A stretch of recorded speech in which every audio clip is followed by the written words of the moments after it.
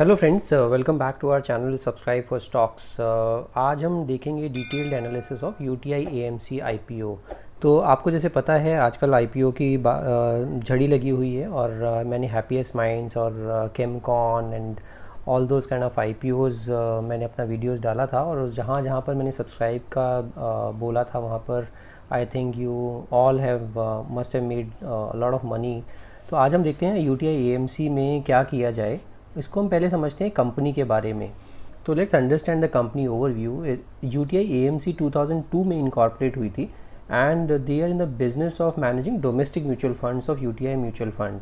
और ये लोग पोर्टफोलियो मैनेजमेंट सर्विसेज भी प्रोवाइड करते हैं कुछ इंस्टीट्यूशनल क्लाइंट्स और हाई नेटवर्थ इंडिविजुअल्स के लिए भी, like employ provident fund organisation, national skills development fund. तो इस तरह की कुछ फर्म्स को, कुछ ऑर्गेनाइजेशंस को ये पोर्टफोलियो मैनेजमेंट सर्विसेज भी प्रोवाइड करती हैं।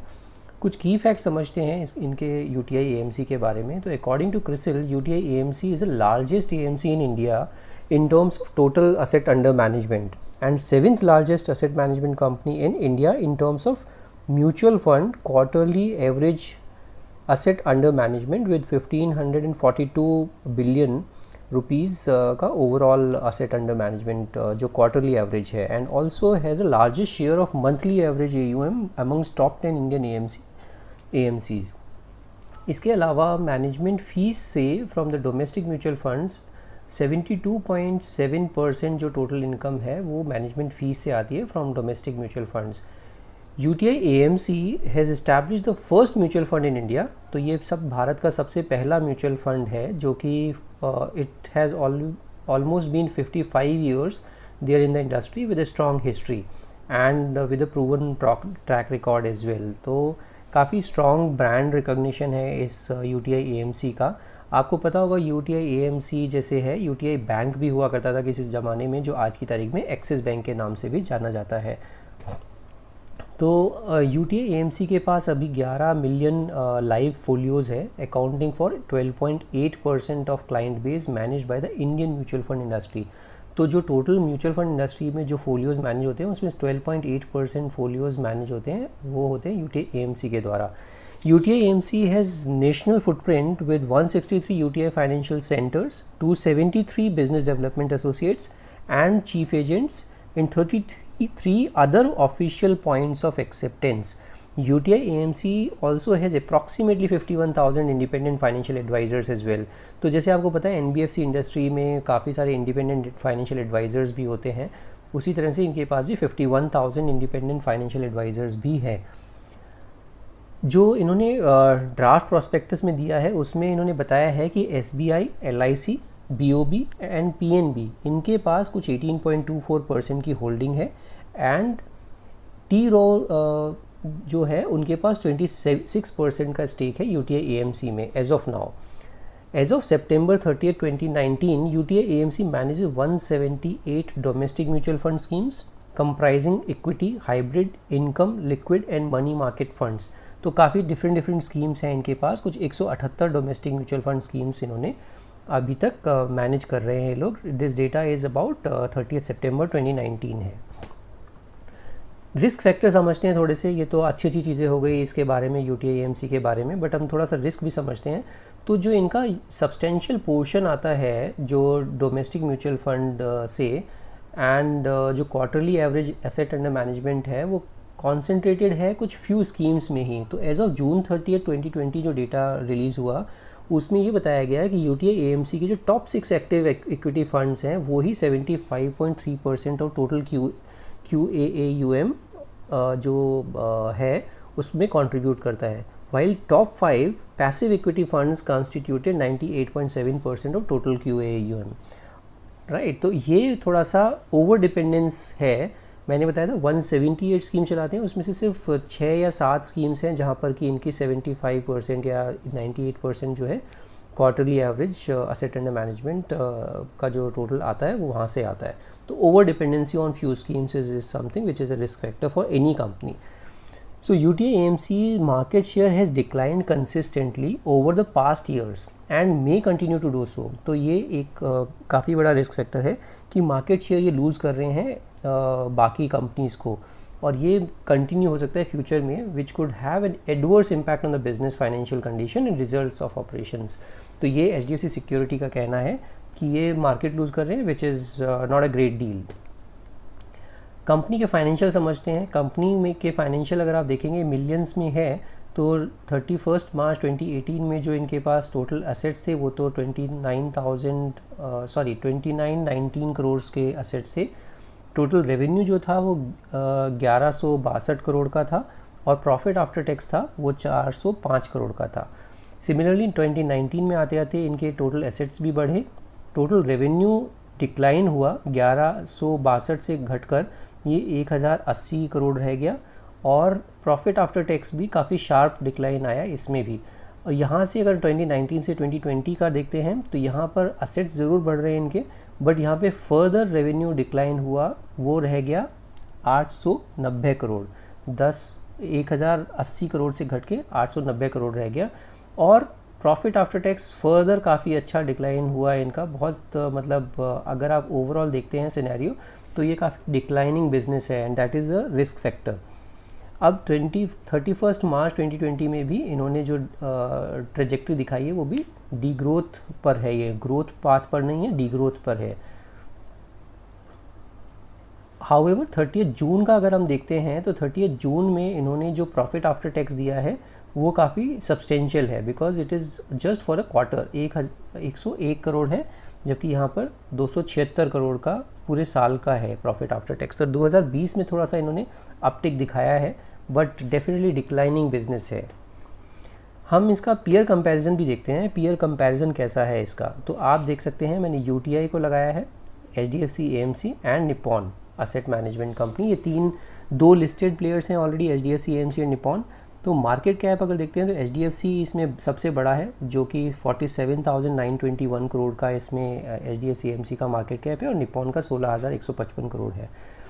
रेवेन्यू वाइज देखते हैं कि UTI का जो रेवेन्यू है वो 891 करोड़ है 2020 का। मैंने आपको जैसे यहाँ पर दिखाता हूँ,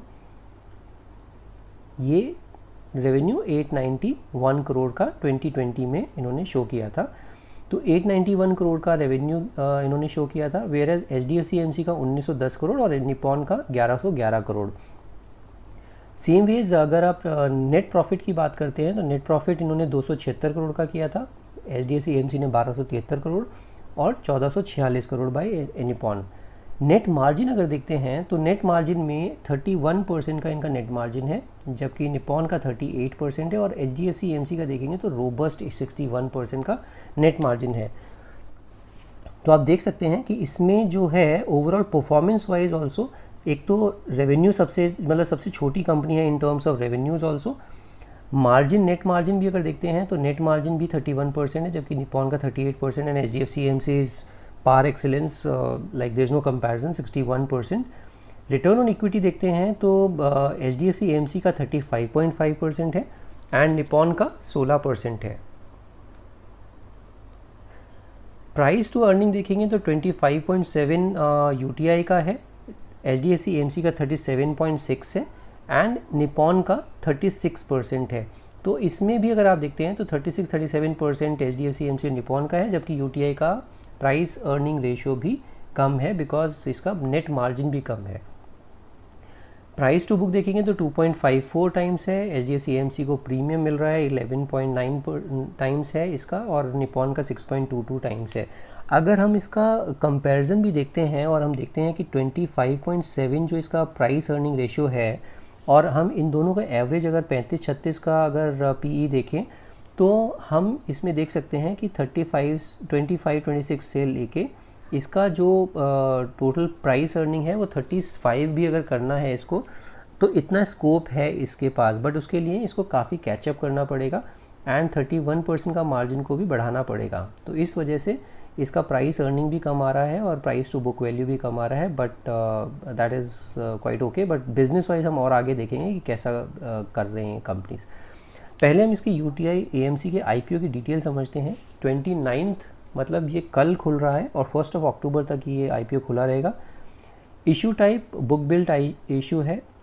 इशू साइज़ जो है इसमें कुछ 2160 करोड़ का इशू साइज़ है 10 रुपये का फेस वैल्यू, IPO प्राइस 552 से 554 पर equity share, market lot 27 shares, तो मिनिमम ऑर्डर कितना होगा 27 शेयर्स का ही होगा। लिस्टिंग दोनों पे होगी, BSE NSE पर। अब हम देखते हैं UTI AMC IPO का टेंटेटिव डेट्स क्या हैं और टाइम टेबल कैसा रहेगा। तो जो बिड ओपन होगा वो कल होगा, बिड क्लोज होगा 1 अक्टूबर को, finalisation of basis of allotment 7 October, refund आने शुरू होंगे 8 अक्टूबर से, डीमेट में आपके रिफ्लेक्ट होगा 9 अक्टूबर को, और ये लिस्ट होगा 12 अक्टूबर को। इसमें जो मिनिमम आप क्वांटिटी लगा सकते हैं 14,958 which is 27 shares, and maximum जो क्वांटिटी लगा सकते हैं 1,94,454 रुपीज़ विच मीन्स 351 शेयर्स। अब हम इन्वेस्टर कैटेगरी देखते हैं कि किसको कितना रिज़र्व रखा गया है। तो इसमें QIB 50% इसमें रिज़र्व है, NIIs के लिए 15% और रिटेल इन्वेस्टर्स के लिए 35% का पोर्शन इन्होंने रिज़र्व रखा है। ग्रे मार्केट प्रीमियम जो देखते हैं उसमें अगर आप देखेंगे ग्रे मार्केट प्रीमियम तो 23 सितंबर को 150 रुपीज़ था, 24 को 140, 25 को 130, 26 सितंबर को 70 रुपीज़ बिकॉज काफ़ी ज़्यादा वॉलेटाइल रहा था यहाँ पर, और 28 सितंबर which means today it is coming down and down, 40 rupees रह गया इसका GMP ऑल्सो। अब हम थोड़ा समझते हैं कि इस UTI AMC या ओवरऑल AMC बिजनेस, चाहे वो HDFC AMC हो या फिर निपॉन एसेट मैनेजमेंट हो, तो वो कैसा कर रहे हैं बिजनेसेस, एंड देन वील सी कि UTI AMC में हमें पैसा लगाना चाहिए कि नहीं लगाना चाहिए। तो मैंने HDFC AMC का डिटेल आपके सामने शेयर किया है। मार्केट कैप मैंने आपको बता दिया था, बुक वैल्यू मैंने आपको बता दी, ROCE भी काफ़ी अच्छा है, ROE भी काफ़ी अच्छा है, सेल्स ग्रोथ भी काफ़ी अच्छा है इसमें 10.65% लास्ट 3 ईयर्स। अब हम इसको थोड़ा सा ईयरली और क्वार्टरली बेसिस पे समझते हैं। अगर आप देखेंगे क्वार्टरली बेसिस पे तो सितंबर 17 में ये कुछ 430 करोड़ इन्होंने बिज़नेस किया, 468 दिसंबर में, फिर 2018 मार्च में अगर देखेंगे तो 469 करोड़, यहाँ पे थोड़ा प्लेट्यू क्रिएट हुआ, राइट। अगर आप इसमें देखते जाएंगे फिर यहाँ पर दिसंबर 2018 में फिर ये नीचे आना शुरू हुआ, 477 करोड़, 486, 504, ये 19 में फिर इन्होंने ठीक ठाक किया, बट ये बहुत कंसिस्टेंटली बहुत ज़्यादा ग्रो नहीं कर रहा है अगर आप देखेंगे तो। हाउएवर इनका यहाँ पे जो ऑपरेशनल परफॉर्मेंस है वो काफ़ी अच्छा है। अगर आप देखते हैं HDFC AMC का तो ऑपरेटिंग मार्जिन्स अगर 56% हुआ करती थी सितंबर 2017 में, जो कि अब बढ़कर 77% हो गई है। तो यहाँ पर काफ़ी अच्छा इन्होंने काम किया है। उसका एक रीज़न ये भी है कि आप अगर देखते हैं 17-18 में उस टाइम पर 208 करोड़ का एक्सपेंस, 221 करोड़ का एक्सपेंस, 215 करोड़ का एक्सपेंस, वो इन्होंने एक्सपेंसेस कम किए हैं। ये एक्सपेंसेस इन्होंने काफ़ी सिग्निफिकेंटली कम किए हैं, रीज़न बीइंग काफ़ी ज़्यादा डिजिटल पे फोकस हुआ है कंपनीज़ का, और उसी वजह से इनको ये काफ़ी अच्छे से एक्सपेंसेस मैनेज कर पा रहे हैं। बिकॉज अदरवाइज़ आप जानते हैं कि इस बिज़नेस में काफ़ी सारी कंपनीज़ क्या करती हैं कि आपको एक एजेंट या ब्रोकर के थ्रू अपनी स्कीम सेल करनी पड़ती है और उनको भी कुछ कमीशन देना पड़ता है। तो अभी क्या हो गया है, सारा कुछ डिजिटल हो गया है, आपके ब्रोकरेज जो आपको कमीशन देना पड़ता था वो भी काफ़ी कम हो गया है, और आप कस्टमर को डायरेक्ट बेनिफिट भी देते हैं काफ़ी टाइम पर, कि अगर आप डायरेक्टली अगर आप बुक करते हैं तो उसमें आपको डायरेक्ट बेनिफिट भी मिल जाता है। तो इस वजह से डिजिटल पे फोकस होने की वजह से इनके एक्सपेंसेस थोड़े से कम हुए हैं, और इसी वजह से अगर आप देखेंगे तो जो 56% का मार्जिन ये कमांड करते थे वो आज की तारीख में 77% का मार्जिन हो गया है। ईयरली परफॉर्मेंस भी एक बार हम देखते हैं, ईयरली परफॉर्मेंस कैसी रही है। 1490 करोड़ इन्होंने सेल्स की थी 2016 में, 17 में 1568, 18 में 1870, 19 में 2075, 2020 में 2124, बट ये ट्रेलिंग 12 मंथ जो दिख रहा है इनको 1910 करोड़ का लग रहा है। तो यहाँ पर डिक्लाइन हो सकता है, बिकॉज ये जो फ़र्क था 709 करोड़ जो था वो इन्होंने काफ़ी सिग्निफिकेंटली कम कर लिया, 431 करोड़ कर लिया है। बट अब इस वाले पैरामीटर में डिजिटल वाला जो इम्पैक्ट था वो अब आगे कितना चलेगा वो बड़ा मुश्किल है कहना, बिकॉज वो जितना भी आप चीज़ें कर सकते थे वो सब आप कर चुके हैं, तो इसका बहुत कोई सिग्निफिकेंट अब आपको कंट्रीब्यूशन नहीं दिखेगा, and that is the reason now you have to grow your top line. इसके अलावा कोई और ऑप्शन है नहीं इसमें। इसमें हम थोड़ा सा शेयर होल्डिंग के बारे में भी देखते हैं। शेयर होल्डिंग पैटर्न अगर FIIs का देखेंगे तो FIIs ने अपने काफ़ी सिग्निफिकेंट शेयर होल्डिंग बढ़ाई है, बिकॉज ये शेयर काफ़ी टूटा हुआ है इस टाइम पर। और DIIs ने भी काफ़ी इसमें शेयर होल्डिंग बढ़ाई है, ऑलमोस्ट दुगना से ज़्यादा इन्होंने DIIs ने भी एक्यूमुलेट किया है इस शेयर को। तो ये एक कंपनी है जहाँ पर आप फोकस कर सकते हैं।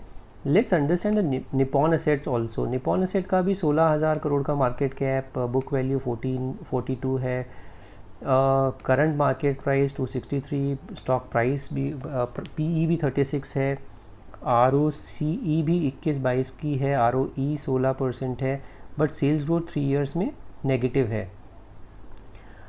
अगर आप इसमें भी हम क्वार्टरली अगर देखते हैं तो क्वार्टरली सितंबर 2017 में 387 करोड़ का बिजनेस करते थे, 399, 438, फिर यहाँ पर ये डिक्लाइन होना शुरू हुआ 438 से 394 इन जून 2018, फिर 391 इन सितंबर 2018, फिर 350 करोड़, 343, 325, 300, सितंबर 19 आते आते 300 करोड़ रह गया टॉप लाइन। यहाँ पर दिसंबर 2019 में 303, 274 एंड नाउ जून क्वार्टर में 233 करोड़। तो सिग्निफिकेंटली यहाँ पर ये अपना टॉप लाइन घटती जा रही है इस कंपनी की। अगर एक्सपेंसेस देखेंगे तो 253 करोड़ से 303 करोड़ हो गए थे 2018 में, बट उसके बाद इन्होंने काफ़ी सिग्निफिकेंटली जो है अपने एक्सपेंसेस कम किए हैं। रीज़न सेम है, technology is the only solution. तो यहाँ पर इन्होंने 125 करोड़ का ये एक्सपेंसेस किए हैं। अगर आप ऑपरेटिंग मार्जिन की देखते हैं तो 35, जहाँ पर उनका 56% हुआ करता था वहाँ 35% था, और ये आज की तारीख में 46% पे आए हैं, जबकि HDFC AMC ऑलमोस्ट 77-78% पे पहुँच गए हैं ऑपरेटिंग मार्जिन्स में। इसका हम ईयरली परफॉर्मेंस भी देखते हैं। 2015 में 951 करोड़ था, 2016 में 1311 करोड़, काफ़ी अच्छे से ये बढ़ा। 17 में 1435 करोड़, 18 में अच्छा जंप लिया 1735 करोड़, फिर ये डिक्लाइन होना शुरू किया 1647 करोड़ और 1192 करोड़, और अभी 1111 करोड़ ट्रेलिंग 12 मंथ इनको दिखता है।